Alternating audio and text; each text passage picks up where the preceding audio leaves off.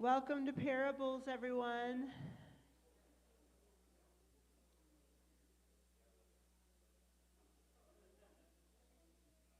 Yeah, you can come on up. I don't know we might need to switch. I don't know which mic they want which of us to use. So I'll have to check in with Stuart in just a moment. Stuart. Well, we'll just start with this, and if he wants us to change, then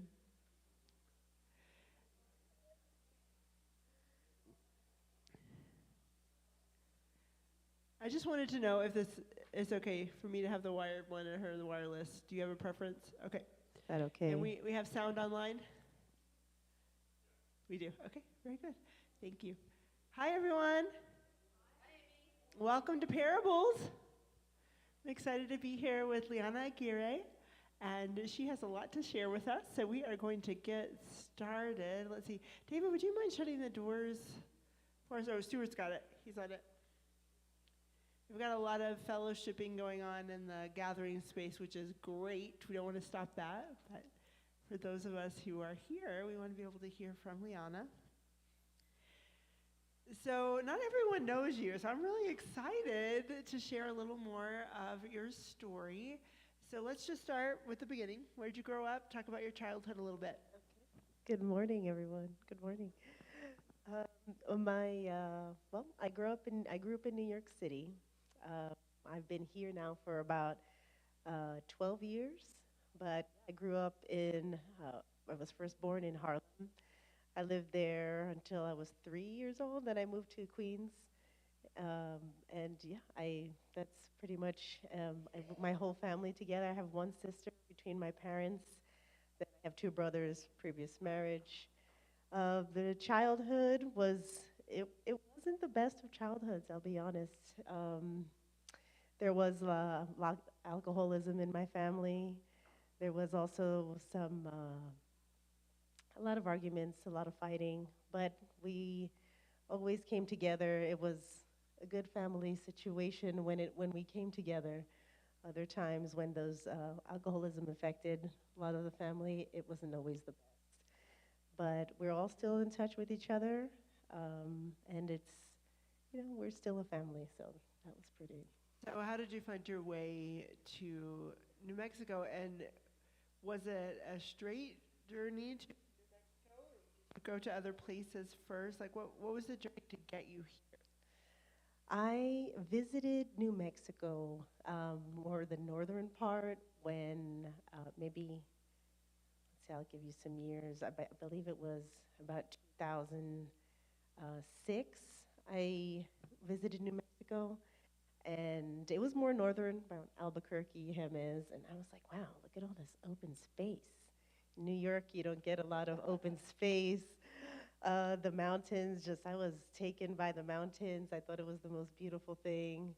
And when we visited, we went skiing and just a lot of snowmobiling. It was awesome. Something I had never experienced before in my life. And then fast forward a few years, I had my daughter, and my husband at the time, he was telling me, hey, so what do you want to do? Let's move somewhere. And I said, well, I can't stop thinking about New Mexico, but I love that area, but we can also move to France. If you want to move to France. Let's go, France. Yeah. And he's like, I think maybe New Mexico is probably going to be the way to go. But no, yeah, it was and it was really after I finished my bachelor's.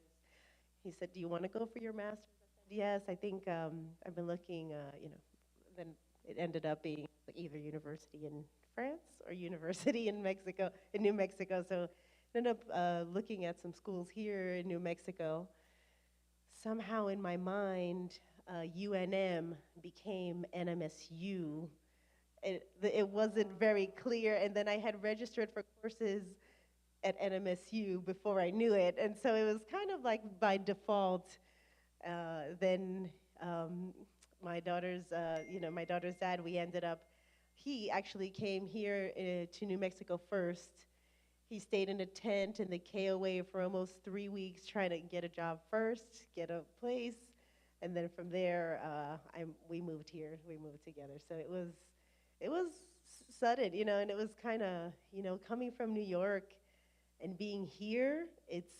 I was smack in the city. I worked in the city. It almost feels.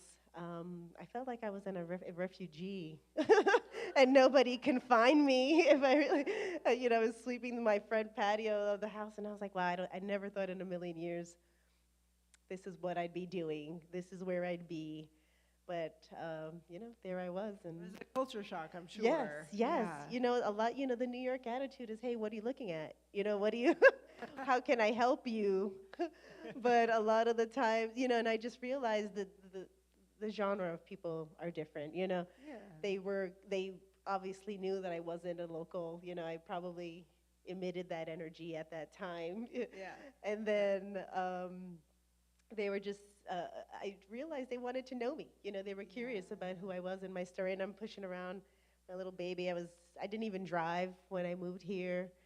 So it's, no, I had no need. It's a curse to drive in the city, So it was kind of, it was in all ways, I tried to take the bus a few times, and I think we know, I don't know. But yeah, if you don't know, the It's bus not is the not very same. efficient. Yeah.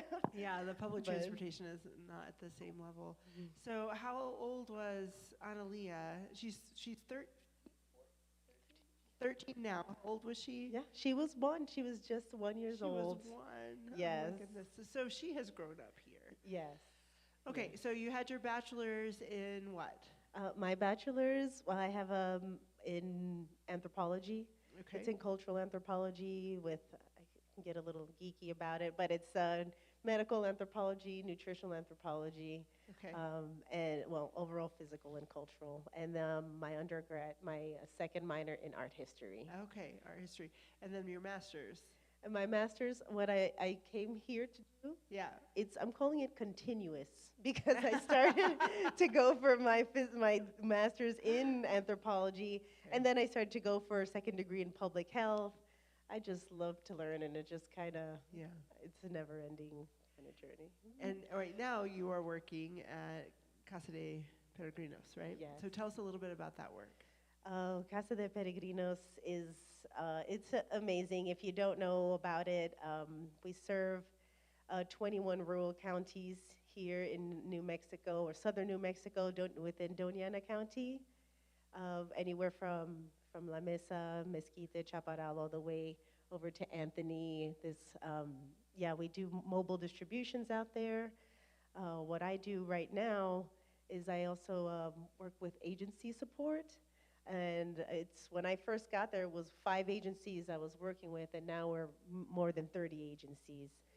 So it's really awesome work. We are able to give food to the homeless weekly. They're able to come by weekly. We're also people who are living in kind of temporary living situations. We are able to provide them with food. We don't turn anybody away.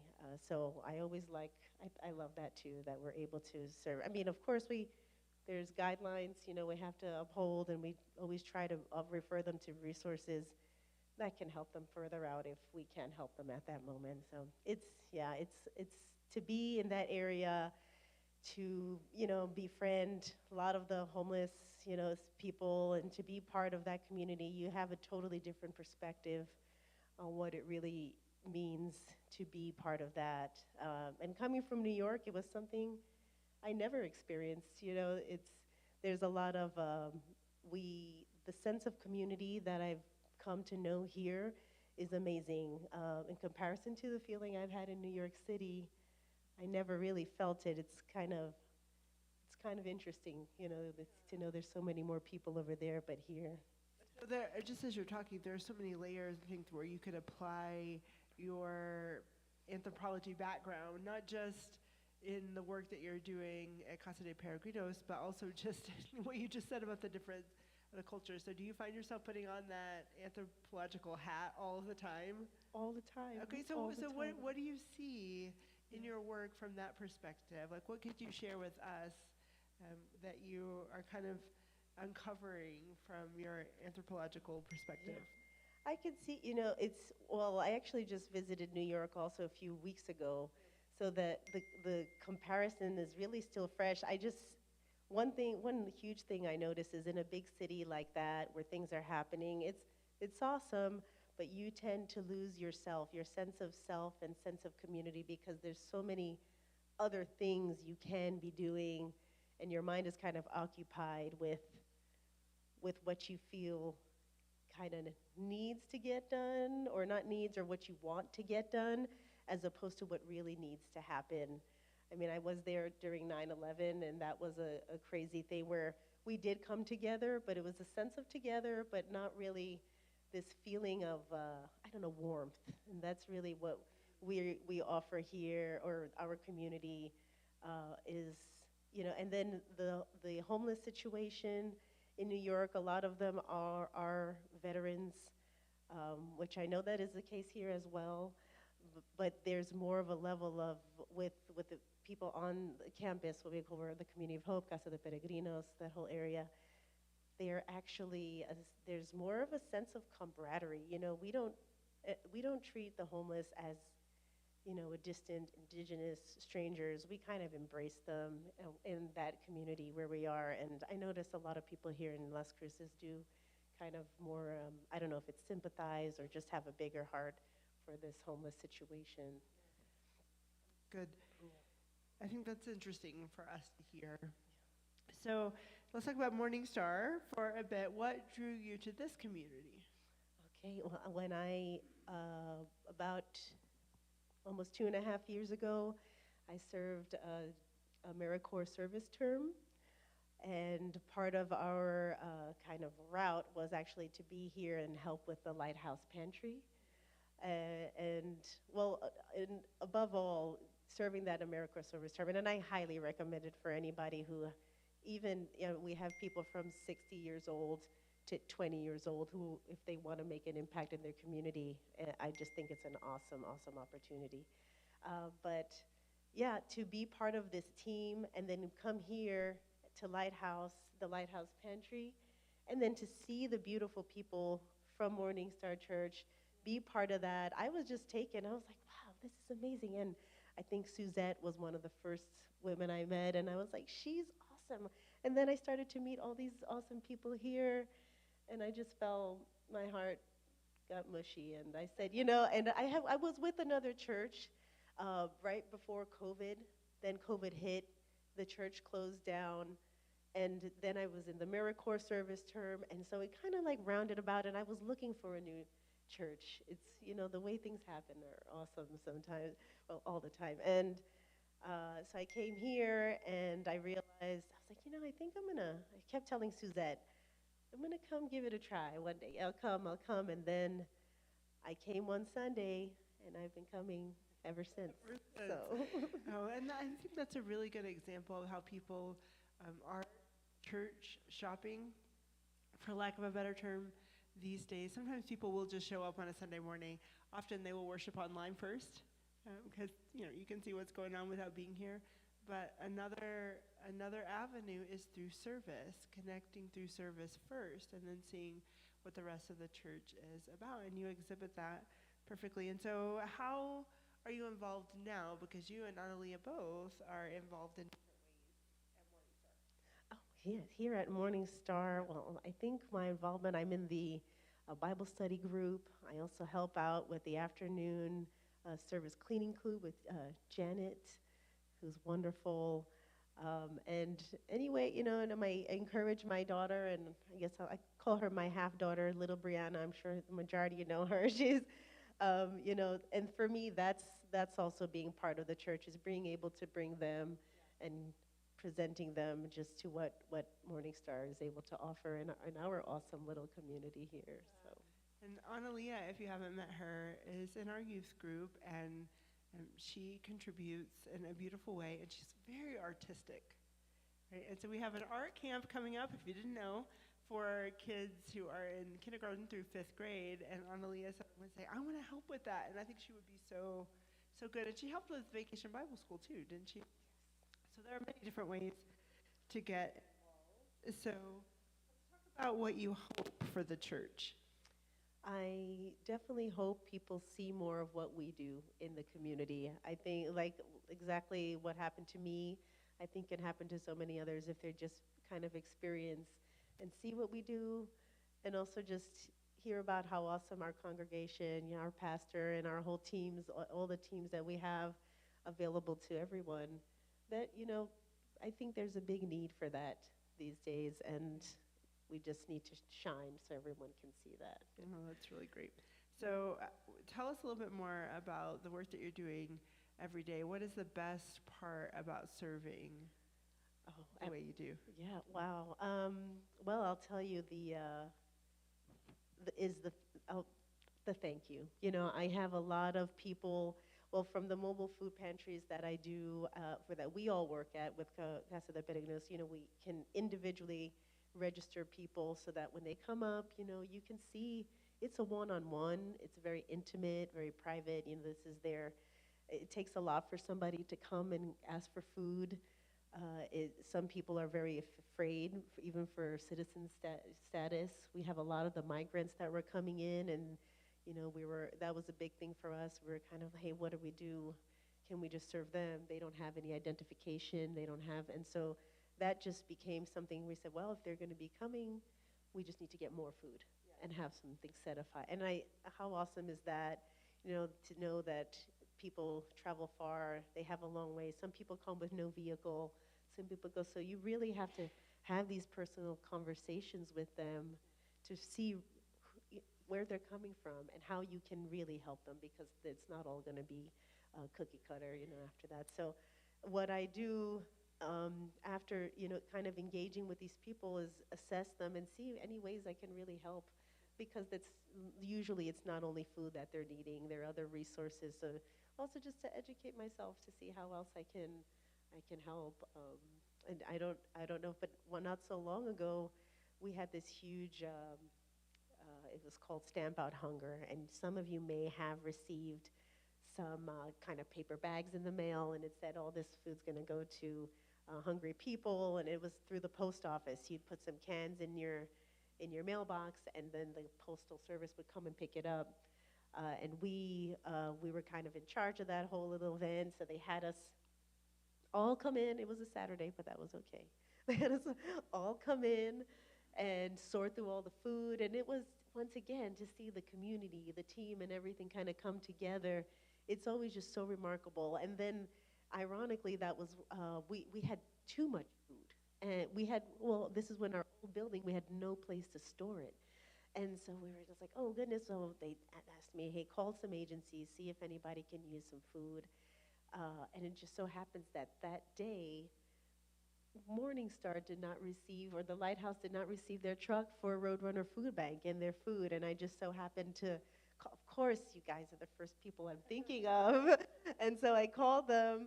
I spoke to Suzette. So I spoke with Krista first, and she's like, well, get in contact with this number. I didn't put two and two together. That would have been Suzette, And we were able to, I think it was maybe more than 2,000 pounds of food we were able to bring here to Lighthouse, to the pantry, when the truck didn't arrive that next day. And it worked out perfectly. Once again, the way things work out are so beautiful sometimes. So that's a great story. Yes.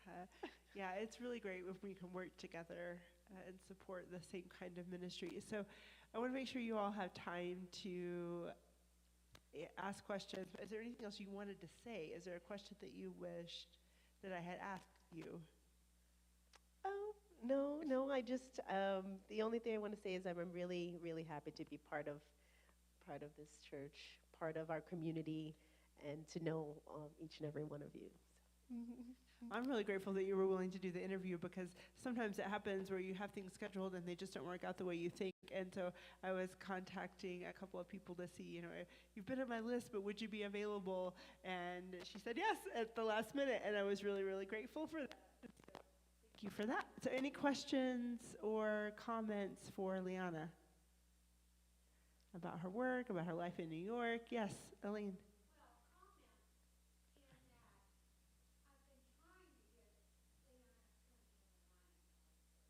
Oh, okay.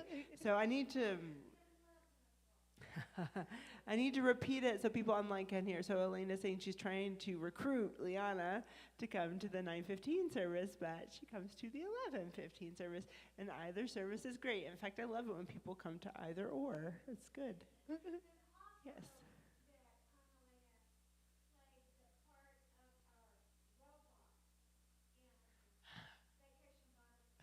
Yes, she did. Analia. Yeah.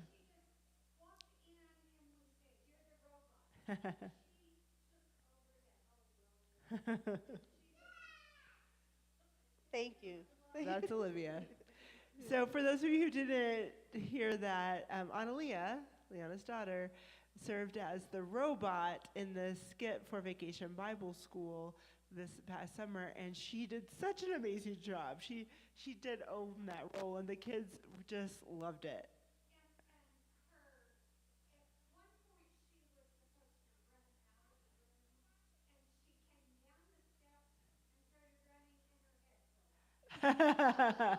Her cardboard head fell off when she was trying to exit one, and the kids, of course, loved it. And she just kind of made it into part of the bit. It was really great. It was really great. She's delightful. Any other comments or questions for Liana this morning? Yeah, Christy.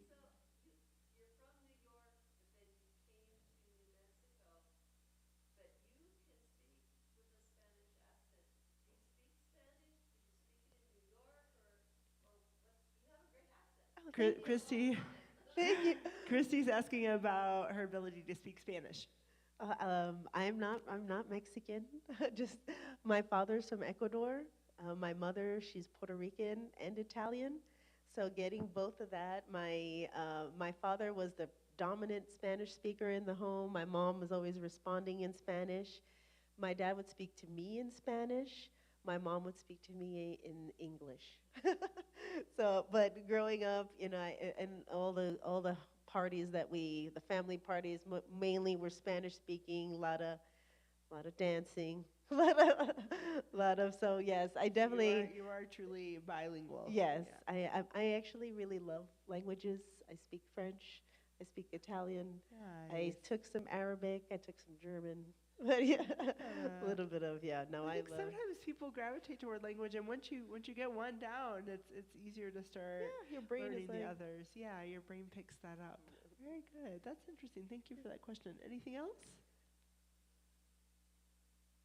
I think. Oh yeah, Sherry.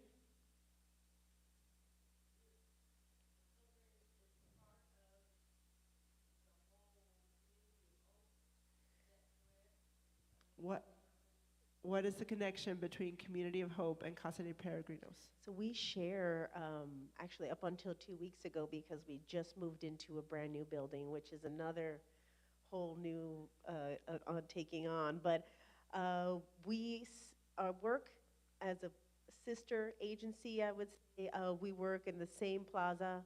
So right in that plaza, if you haven't been there, there's the Amador Healthcare Center, the El Caldito Soup Kitchen, the Community of Hope, and Casa de Peregrinos. And so we kind of, we work with each other to help provide the services and connect everyone with. Community partners. Yes, yes. Good.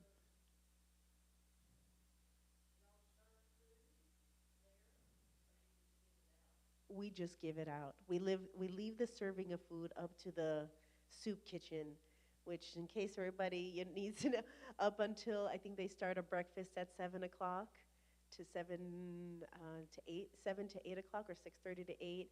Anybody is welcome to go get breakfast there, and then they also start a lunch from 11 to 12:30, and this is every day. And anybody can come, and it's good, for the most part. People always, yeah, they get their own donations through Roadrunner Food Bank. We also donate bulk items that we find difficult to kind of distribute to Sure. individual families, and the same thing with Community of Hope. We supply them with the snacks that they need. They have maybe their own programs that I also prepare, some food boxes for them, for their workers that they have. They have a small program called Mano a Mano, where in the morning, they're able to get, I believe it's 25 individuals. It's kind of on a lottery system. They will actually, I saw them cleaning up here Highway, up Roadrunner not so long ago. So they go to different areas that need some kind of tending to. And then when their shift is over, I think it's from probably 8 in the morning till 1, 1 o'clock, they will go back. They get $50 per, per shift they're working, and also the snacks that I Oh, prepared for them. So this is, I think, also something really good to know. yeah, Yeah. it's a great program. Thank you. Correct, yes. The clothing, if we get clothing, we'll usually bring it right over to Community of Hope. Or to, if they're children's clothing, we'll bring them to Jardín de los Niños. I also work really closely with Sister Beth. She started Jardín de los Niños, and she is one awesome, awesome, awesome woman, dynamic, and she's nonstop. She also owns that Tutti Bambini, Uh-huh. which is the clothing store, and they're expanding. She's talking about bringing a whole new building, and she's Oh, that's fun. excited and ready for that. So that's, yeah, as far as clothing. So the question was about clothing, and you share the clothing with other organizations. You don't distribute it yourself. Yes, You focus no, on food. yeah, Very good. yeah.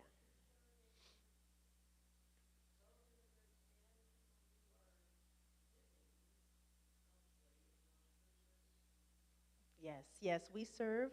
I'll tell you in one day, and and I'll give you some small information too. So Monday, Wednesdays, and Fridays, we offer our distributions in kind of two shifts or two blocks, from 9 to 11 and 1 to 3. And all you need to bring is a photo ID and a proof of address, a current proof of address, and we will give you a full cart of food that has, well, I'm also the community nutritionist there as well. I'm a certified community nutritionist, and I was calculating kind of the nutrition per cart to see how long those specific carts may last. And it's pretty much between 5 to 7 days. One cart for a family of four would feed. Um, yeah, and we also offer other, like, this is definitely one of our other resources for days that we don't, because it is once every 30 days to go pick up your cart there. Okay. So we're talking about the clientele, and you do require ID and proof of address, but you were just saying there are times when you will serve when that's not available as well. Absolutely. Yes, if you don't have an ID, or the person doesn't have an ID or a proof of address, we won't give them the full cart, but we do have the weekly bags that we offer, and these are for the people with no identification, people with no current residence. Part of that is just wanting to make sure that the food is going to be stored properly, Sure. and that it won't be going to waste, because there's other people who can definitely Yeah. benefit. So, but the bags, you get 4 bags. It's one bag of drinks, one bag of meals, another one of snacks, and another one with fresh, ready-to-eat sandwiches and fruit. So Nice. it's pretty awesome, and you're able to come every week for that if you can't get the card or have a residence. That's great. Yes, Joy. Yeah.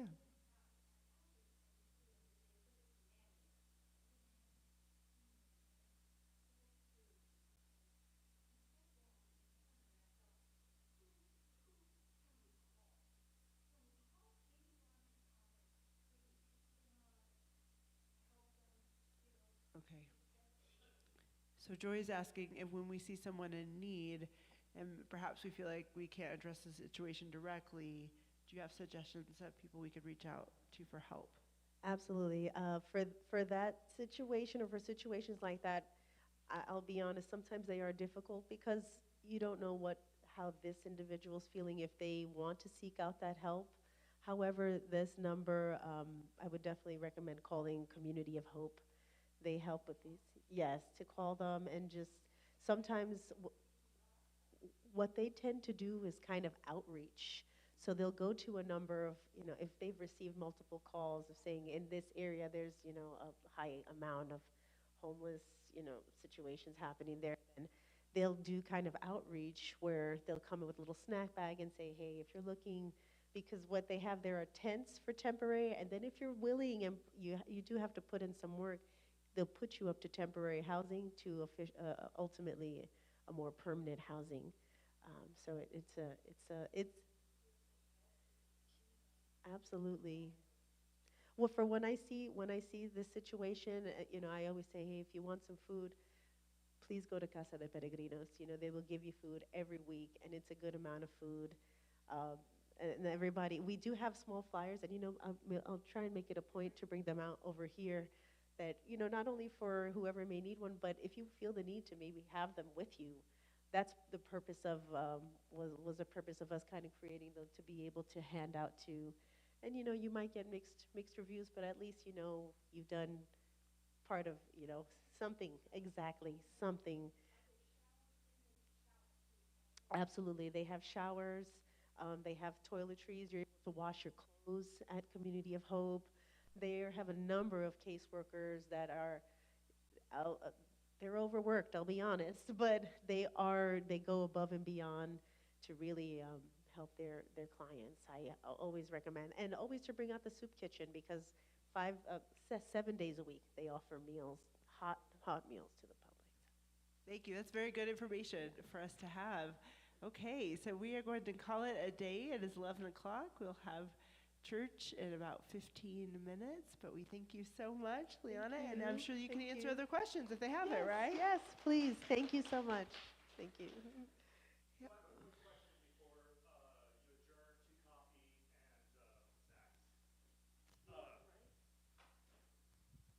How many of you all have a hearing aid and rely on listening through the loop? Do you hear it? There's a loop, an antenna underneath the ground here, and it should automatically, like you should hear my voice in your ear right now, like like if you had a set of headphones on. You hear me? Do I sound like the voice of God? Okay, just thought I'd check. So the loop is working. Okay, thank you.